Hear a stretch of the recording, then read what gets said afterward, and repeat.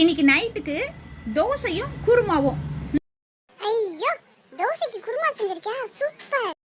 செய்யல, குருமாவை ஹோட்டல்ல இருந்து வாங்கிட்டு வந்துட்டேன். நீயே வீட்ல செஞ்சிருக்கலாம்ல, சூப்பரா இருந்துக்குள்ள. குருமா செய்யணும், அதுக்கு பொருள் வாங்கணும்னு சொல்லிட்டு தான் கடைக்கு போனேன். கடையில 20 ரூபாய் பட்டாணியா, கேரட் 20 ரூபாவா, அதுக்கப்புறம் தேங்காய் முன்னெல்லாம் பீஸ் கணக்குல வித்துட்டு இருந்தாங்க தேங்காய். இப்ப அப்படி இல்லை, எடை கணக்கு. ஒரு தேங்காயை எடுத்து எடை போட்டா 60 ரூபாய். அதுக்கப்புறம் வெங்காயம், தக்காளி, இஞ்சி, பூண்டு இது எல்லாம் சேர்த்தா ஒரு 130 ரூபாய் வருது. இதை வாங்கிட்டு வந்து வீட்டில் நம்ம சமைச்சு சாப்பிட போகிறது கொஞ்சம் குருமா தான். மீதி எடுத்து வச்சாலும் நீங்கள் யாரும் மறுநாள் சாப்பிட போகிறது கிடையாது. எதுக்கு அதுக்காக 130 ரூபாய் செலவு பண்ணுறது அப்படின்னு சொல்லிட்டு பக்கத்தில் இருந்த ஹோட்டலில் ஒரு குருமா 40 ரூபா தான். அதான் குருமா வாங்கி வந்துட்டேன்.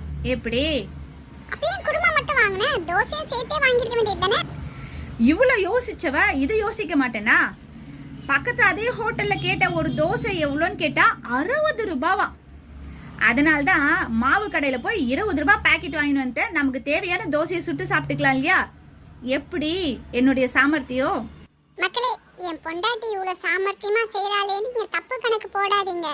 குருமால மிச்சு முடிச்ச இந்த 130 ரூபாய் பெரிய விஷயம் இல்ல. ஆன்லைன்ல ஆர்டர் பண்ணக்கூடிய விஷயங்கள்லாம் 1000 கணக்குல போகுது. அதெல்லாம் மிச்சம் முடிச்சா இந்நேரம் ஒரு வீடே கட்டியிருப்பேன்.